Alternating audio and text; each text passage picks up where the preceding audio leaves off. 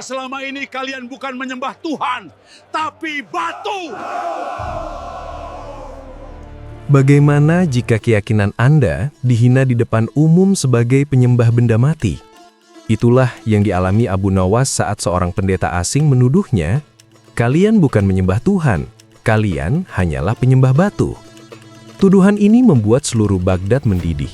Namun, bukannya marah, Abu Nawas justru menjawabnya dengan sebuah perumpamaan sederhana tentang surat cinta yang seketika membungkam logika sang pendeta. Bagaimana cara Abu Nawas membalikkan keadaan? Hanya dengan satu pertanyaan. Simak kecerdasan yang tak terduga ini sampai akhir. Assalamualaikum sahabat semua. Selamat datang kembali di channel yang selalu mengupas tuntas kisah-kisah penuh hikmah dan logika jenius dari sang legenda Abu Nawas. Kisah kali ini bukan sekedar humor, tapi sebuah pelajaran mendalam tentang cara membela keyakinan dengan kepala dingin dan kecerdasan akal. Sebelum kita masuk ke babak pertama, mari dukung channel ini agar terus berkembang dengan cara klik tombol subscribe, nyalakan loncengnya, dan berikan like pada video ini. Terima kasih bagi Anda yang sudah bergabung. Mari kita mulai kisahnya. Matahari di atas langit Baghdad sedang berada di puncaknya, memancarkan panas yang seolah sanggup melelehkan aspal dan debu di jalanan. Di jantung kota, tepatnya di pasar besar yang biasanya riuh dengan teriakan para pedagang sutra dari Persia dan aroma rempah-rempah yang tajam dari India, mendadak tercipta sebuah keheningan yang janggal. Suasana pasar yang biasanya penuh dengan tawa dan negosiasi ramah, kini berubah menjadi mencekam, seperti sebuah padang rumput kering yang hanya menunggu satu percikan api untuk meledak menjadi kebakaran hebat. Di tengah pelataran luas di depan gerbang masjid utama, sebuah kerumunan besar mulai terbentuk. Namun mereka tidak berkumpul untuk menyaksikan sirkus atau pengumuman dari khalifah. Di tengah lingkaran manusia itu, berdiri seorang asing dengan jubah berwarna abu-abu kusam yang menjuntai hingga ke lantai batu yang panas. Ia adalah seorang pendeta pengembara yang konon telah menyeberangi 7 lautan hanya untuk menguji logika para pemikir di Baghdad. Wajahnya tirus, dengan sorot mata yang tajam seperti elang yang sedang mengincar mangsa, dan sebuah senyum sinis yang terus tersungging di bibirnya. Dengan suara yang berat dan menggelegar, pria asing itu mulai memecah kesunyian. Ia menunjuk-nunjuk ke arah dinding masjid dan tugu batu yang ada di sekitarnya dengan gerakan tangan yang sangat provokatif. "Wahai penduduk Baghdad, yang katanya adalah gudang ilmu pengetahuan," teriaknya. Suaranya memantul di dinding-dinding pasar. "Kalian bersujud menghadap tumpukan batu." Lanjutnya dengan nada yang semakin meninggi dan penuh ejekan. "Kalian menciumi batu hitam di tanah suci kalian seolah-olah benda mati itu memiliki kekuatan gaib. Kalian berjalan mengelilingi bangunan batu yang bisu. Lantas, apa bedanya kalian dengan kaum penyembah berhala di zaman kuno yang kalian hina itu? Bukankah kalian hanyalah penyembah batu yang sedang berbohong kepada diri kalian sendiri?" Tuduhan itu bagaikan tamparan keras di siang bolong. Para pedagang yang tadinya sibuk dengan timbangannya kini berhenti total. Wajah-wajah penduduk mulai memerah padam karena menahan amarah yang mendidih. Beberapa pemuda mulai mengepalkan tangan, siap untuk merangsek maju dan membungkam mulut pria asing itu. Suasana benar-benar berada di ambang kerusuhan. Fitnah yang dilemparkan sang pendeta bukan hanya menyerang logika, tapi menusuk jantung keyakinan mereka yang paling dalam. Namun sang pendeta justru tertawa kecil melihat reaksi tersebut. Baginya kemarahan mereka adalah bukti bahwa mereka tidak punya jawaban. Ia berdiri tegak dengan dagu terangkat, menantang siapapun untuk memberikan argumen yang bisa mematahkan tuduhannya yang kejam itu. Inilah badai yang sesungguhnya di pasar Baghdad. Bukan badai pasir, melainkan badai fitnah yang mengancam kehormatan iman mereka.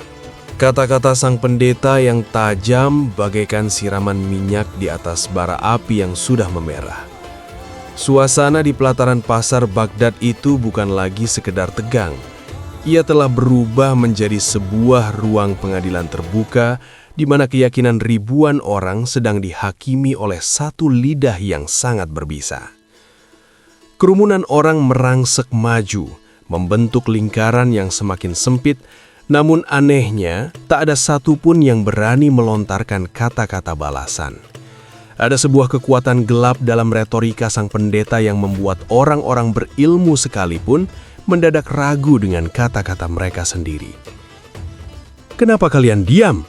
tanya sang pendeta dengan nada yang kini lebih pelan, namun justru terasa lebih menghina.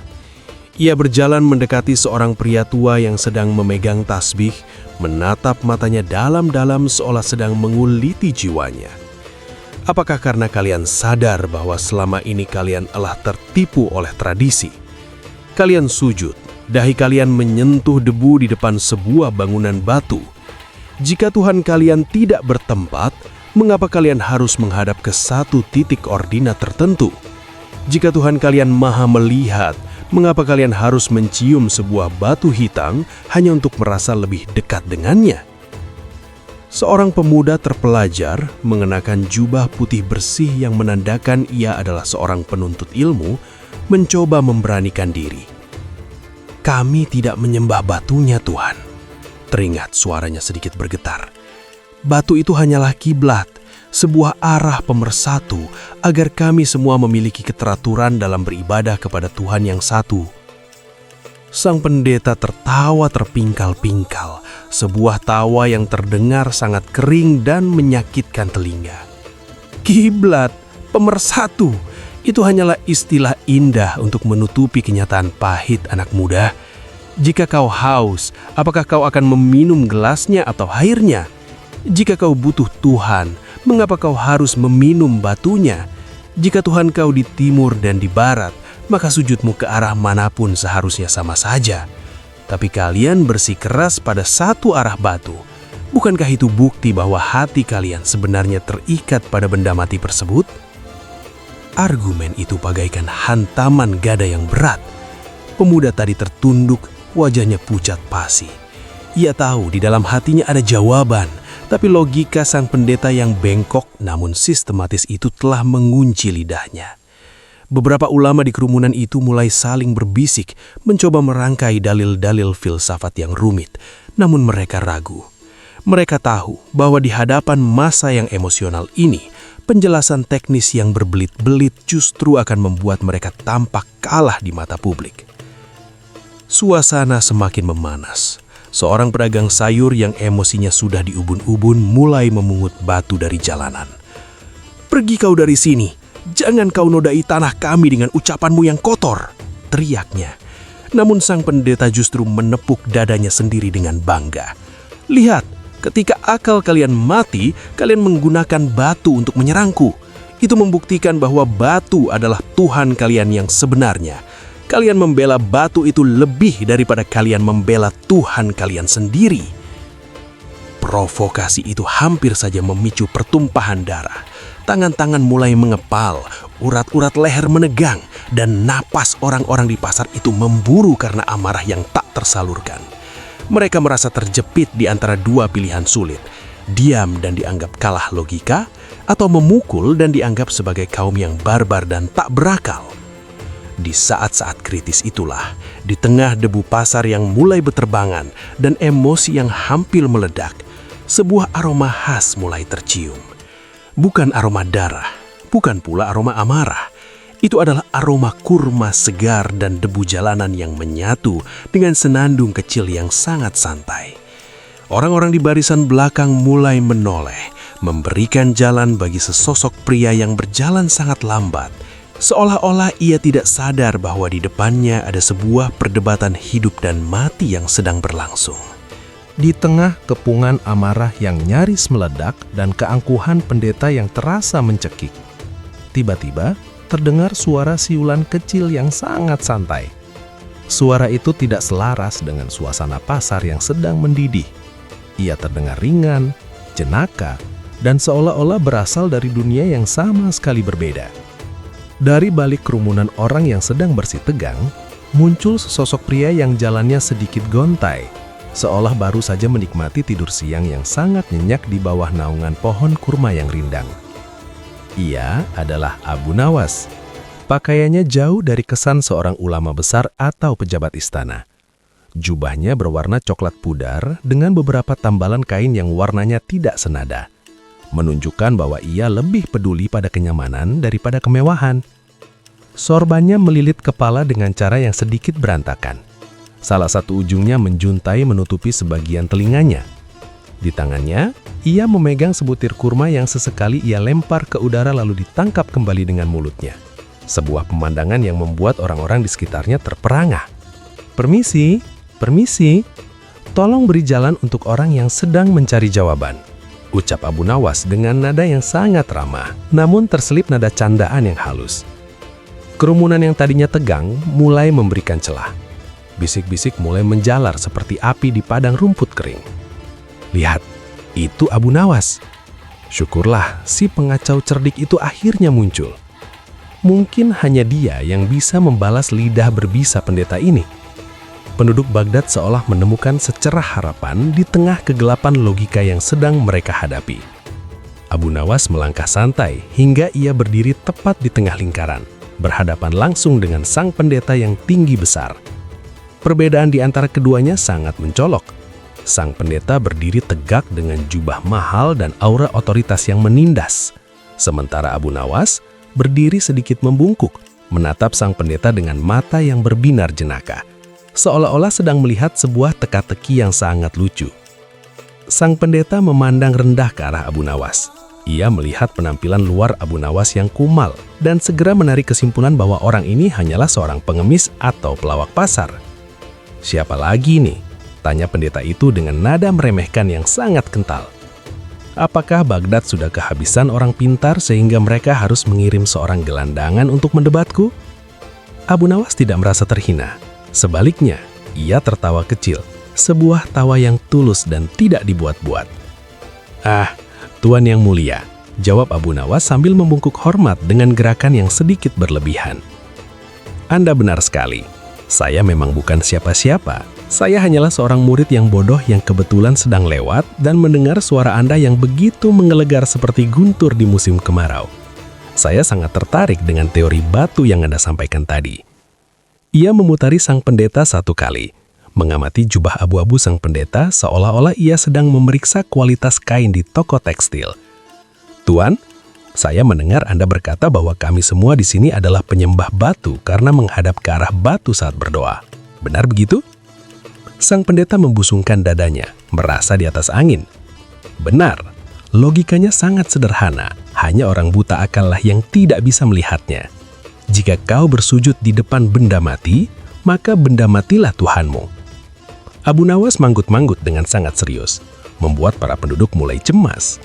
Apakah Abu Nawas akan menyerah begitu saja? Namun Abu Nawas kemudian menyeka sisa kurma di bibirnya dan menatap sang pendeta dengan tatapan yang tiba-tiba berubah menjadi sangat tajam, meskipun senyumnya tetap terjaga. "Sungguh luar biasa," gumam Abu Nawas sambil membungkukkan mat dengan gerakan yang sedikit berlebihan. "Tuan yang mulia, saya punya sebuah kesulitan kecil dalam memahami ilmu setinggi itu. Sebelum saya mengakui bahwa saya adalah penyembah batu dan membuang semua keyakinan saya, izinkan saya yang bodoh ini mengajukan satu pertanyaan sederhana. Saya yakin bagi orang secerdas Anda, menjawab pertanyaan saya ini semudah membalikkan telapak tangan." Suasana di pasar Baghdad mendadak senyap total. Angin yang tadinya panas seolah berhenti berembus. Semua mata tertuju pada Abu Nawas yang mulai merapikan letak tongkat kayunya, bersiap untuk meluncurkan jebakan logika yang akan mengubah sejarah perdebatan di pasar itu selamanya. Abu Nawas melangkah pelan, mengitari sang pendeta seolah-olah ia sedang memeriksa sebuah artefak kuno yang sangat langka. Ia terhenti tepat di hadapan pria asing itu, menatap matanya dengan tatapan yang sangat tenang, hampir seperti air telaga yang tak beriak. Kerumunan orang di pasar Baghdad kini menahan napas. Mereka tahu bahwa di balik sikap santai Abu Nawas, sebuah badai logika sedang bersiap untuk menerjang. "Tuan pendeta yang terpelajar," Abu Nawas memulai, suaranya kini lebih berat dan berwibawa, bergema di antara pilar-pilar pasar. Saya sangat kagum dengan ketajaman pikiran Anda. Namun, ada satu kesulitan kecil yang mengganjal di hati saya yang bodoh ini. Izinkan saya menceritakan sebuah kisah pendek, dan saya mohon Anda menjawabnya dengan kejujuran intelektual Anda yang tinggi. Sang pendeta menyeringik, melipat tangan di dada dengan angkuh. Kisah?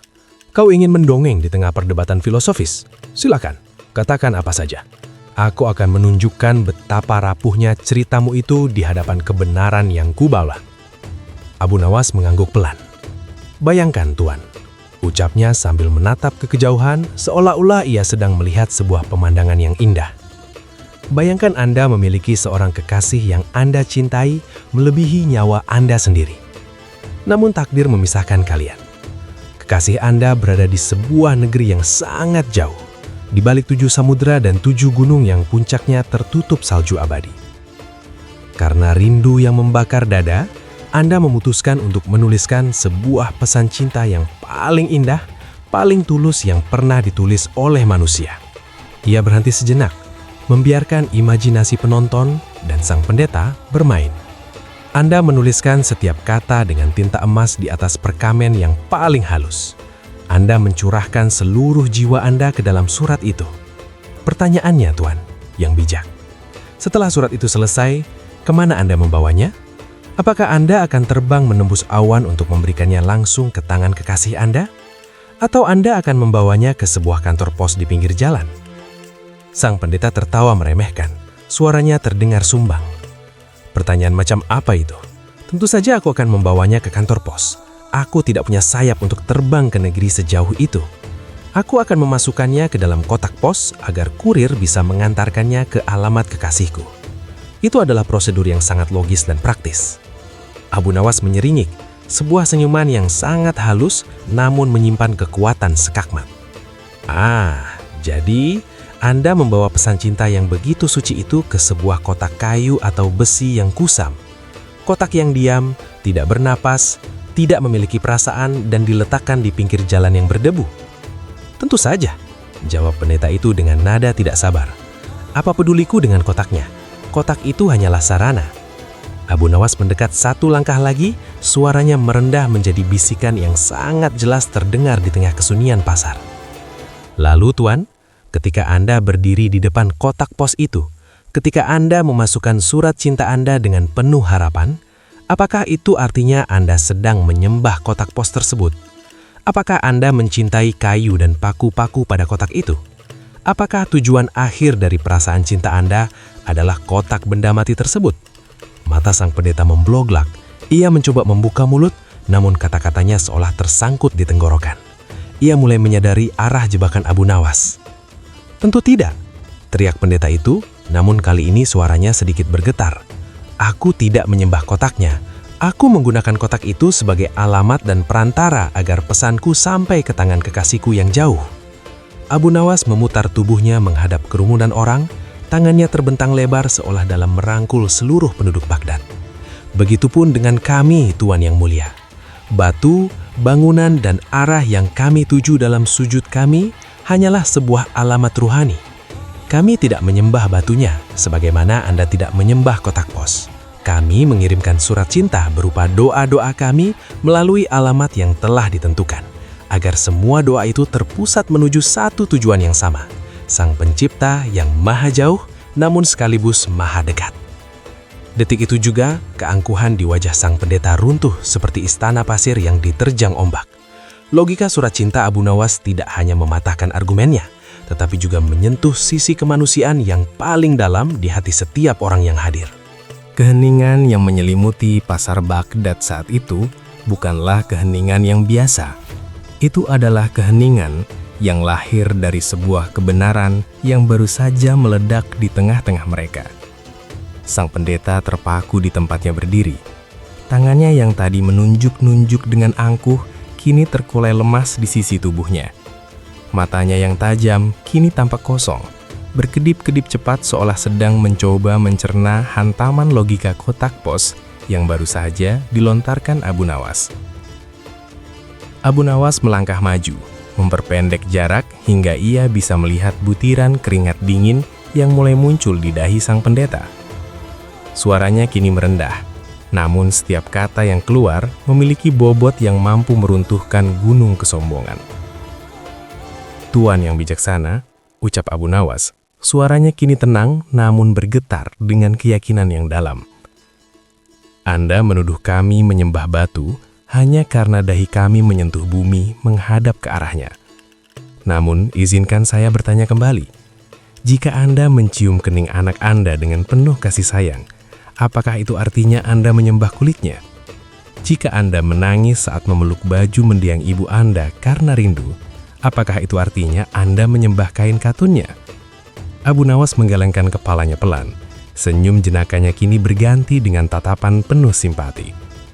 "Tentu tidak, Tuan. Anda mencium anak karena ada jiwa di baliknya. Anda memeluk baju itu karena ada kenangan di dalamnya. Begitupun kami dengan batu-batu ini. Kami menghadap ke satu arah bukan karena batu itu memiliki nyawa, tapi karena di sanalah alamat persatuan kami.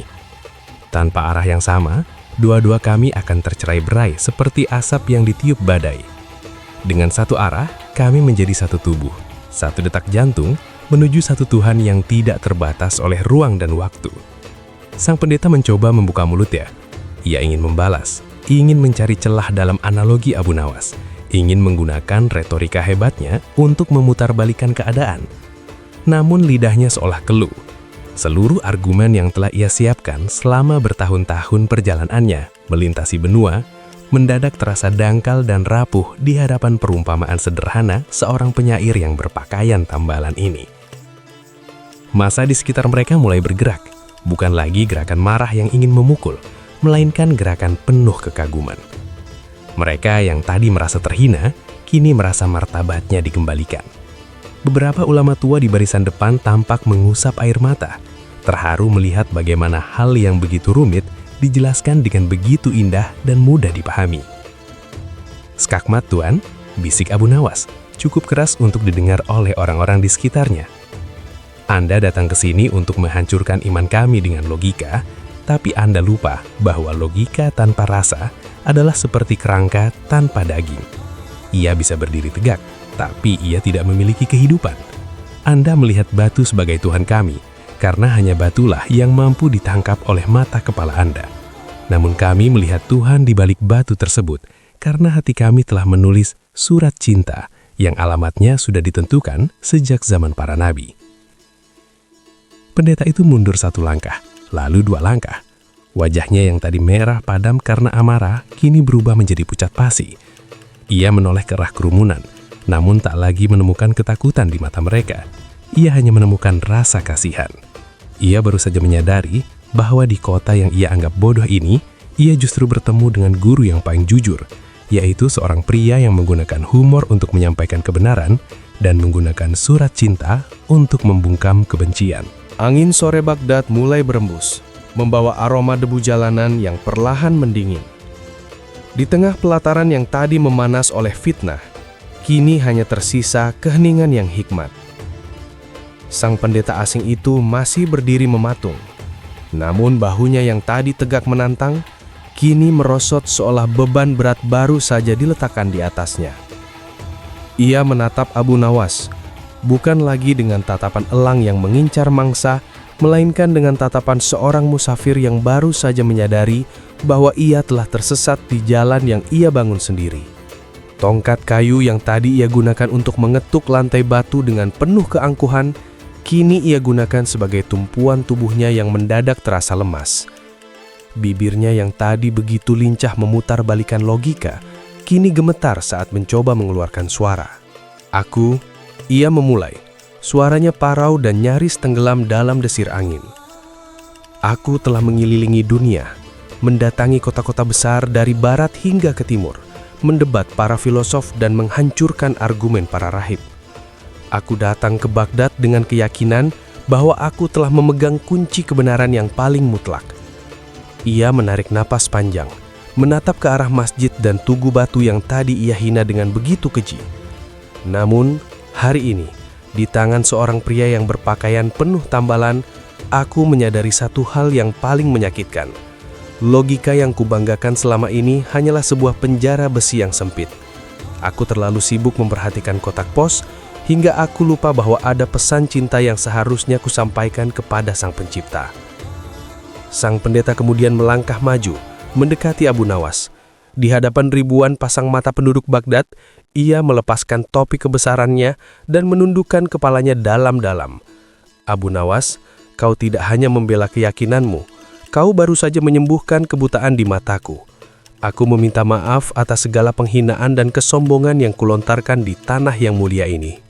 Kerumunan orang yang tadinya ingin memukul sang pendeta, kini terdiam. Kemarahan mereka telah luntur, digantikan oleh rasa hormat yang muncul karena kejujuran sang lawan dalam mengakui kekalahannya. Abu Nawas, dengan kelembutan yang tak terduga, meletakkan tangannya di bahu sang pendeta. Tidak ada ejekan di wajahnya, tidak ada kesombongan karena baru saja memenangkan perdebatan besar. "Tuan yang budiman," ucap Abu Nawas. Suaranya kini lembut seperti bisikan air mengalir. "Ilmu itu ibarat air laut. Semakin banyak kau minumnya karena haus akan kekuasaan, semakin hauslah kau jadinya. Namun jika kau minumnya dengan kerendahan hati, ia akan menyucikan jiwamu. Janganlah benci pada batu, karena batu tidak bersalah. Bencilah pada kekerasan hati kita sendiri yang seringkali lebih keras daripada batu yang paling hitam sekalipun."